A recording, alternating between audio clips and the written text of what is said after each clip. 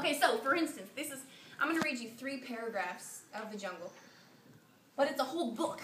So just imagine the impact that this book had when it came out on American perception of what's happening in the factories. Very similar to what happened with Harriet Beecher Stowe and Uncle Tom's Cabin, exposing slavery. And Upton Sinclair would have known that book, and he even references it, right?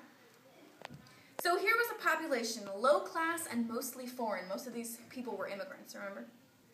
Hanging always on the verge of starvation and dependent for its opportunities of life upon the whim of men, every bit as brutal and unscrupulous as the old-time slave drivers.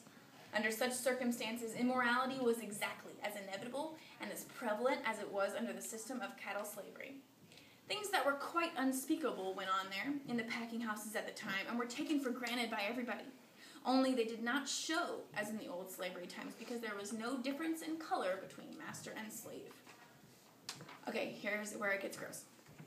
The meat would be shoveled into carts, and the man who did the shoveling would not trouble to lift out a rat even if he saw one. There were things that went into the sausage in comparison with which a poisoned rat was just nothing. There was no place for the men to wash their hands before they ate their dinner, so they made a practice of washing them in the water that was to be ladled into the sausage. There were the butt ends of smoked meat and the scraps of corned beef and all the odds and ends of the waste of the plants that would be dumped into old barrels in the cellar and left there. Under the system of rigid economy while the packers enforced, there were some jobs it only paid to do once in a long time, and among these was cleaning out the waste barrels. Every spring they did it, so once a year they're cleaning out these waste barrels, okay?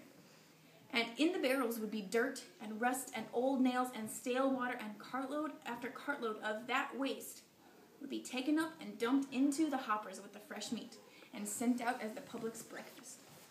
Okay? So here's one about summertime. All day long the blazing midsummer sun beat down upon that square mile of abominations, upon tens of thousands of cattle crowded into pens whose wooden floors stank and steamed contagion, upon bare, blistering, cider-strewn railroad tracks and huge blocks of dingy meat factories, whose labyrinth passages defied a breath of fresh air to penetrate them. And there were not merely rivers of hot blood and carloads of moist flesh and rendering vats and soap cauldrons, glue factories and fertilizer tanks that smelt like the craters of hell.